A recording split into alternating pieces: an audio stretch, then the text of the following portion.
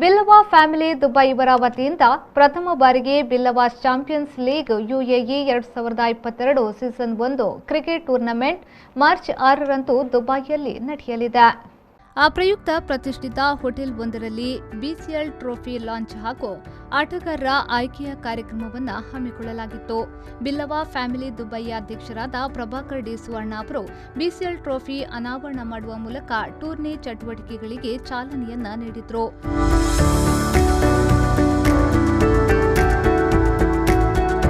ಹಾಗೆಯೇ 8 ತಂಡಗಳ ಆಟಗಾರರ ಆಯ್ಕೆ ಪ್ರಕ್ರಿಯೆಯು ಅಚ್ಚುಕಟ್ಟಾಗಿ ನೆರವೇರಿತು. ಬಿಲ್ಲವ ಫ್ಯಾಮಿಲಿ ಪದಾಧಿಕಾರಿಗಳು, ಸದಸ್ಯರು, ತಂಡದ ಮಾಲಕರು, ವ್ಯವಸ್ಥಾಪಕರು ಹಾಗೂ ತಂಡದ ನಾಯಕರು ಉಪಸ್ಥಿತರಿದ್ದರು. ಬಿಲ್ಲವ ಫ್ಯಾಮಿಲಿ ದುಬೈಯ ಪ್ರಧಾನ ಕಾರ್ಯದರ್ಶಿಯಾದ ದೀಪಕ್ ಪೂಜಾರಿ ಕಾರ್ಯಕ್ರಮವನ್ನು ನಿರ್ವಹಿಸಿದ್ರು.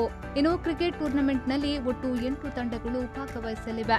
ದೀಪಕ್ ಪೂಜಾರಿ ಮಾಲಕತ್ವದ ಕರ್ಮರ್ ಡಿಜೆ ಚಾಲೆಂಜರ್ಸ್, ಸತೀಶ್ ಪೂಜಾರಿ ಮಾಲಕತ್ವದ ರಾಯಲ್ ಚಾಲೆಂಜರ್ಸ್ ಬೆಳಪು, ರಮೇಶ್ ಪೂಜಾರಿ ಮಾಲಕತ್ವದ ಕರಾವಳಿ ಆಟೋ, ಆನಂದ್ ಬೈಲೂರು ಮಾಲಕತ್ವದ ಬೈಲೂರು ಫ್ರೆಂಡ್ಸ್ ಕಾರ್ಕಳ, ರೋಷನ್ ಕೋಟ್ಯಾನ್ ಮಾಲಕತ್ವದ ಕರಾವಳಿ ಟೈಟನ್ಸ್, ರಾಕೇಶ್ ಸುವರ್ಣ ಮಾಲಕತ್ವದ ಬಿರ್ವೇರ್ ಕುಡ್ಲಾ ದುಬೈ, ಸುಧಾಕರ್ ಪೂಜಾರಿ ಮಾಲಕತ್ವದ ಅರೇಬಿಯನ್ ಸ್ಟ್ರೈಕರ್ಸ್, ಲೋಕೇಶ್ ಬಂಗೇರಾ ಮಾಲಕತ್ವದ ಬಿಕೆ ಫ್ರೆಂಡ್ಸ್ ದುಬೈ ತಂಡಗಳು ಭಾಗವಹಿಸಲಿವೆ.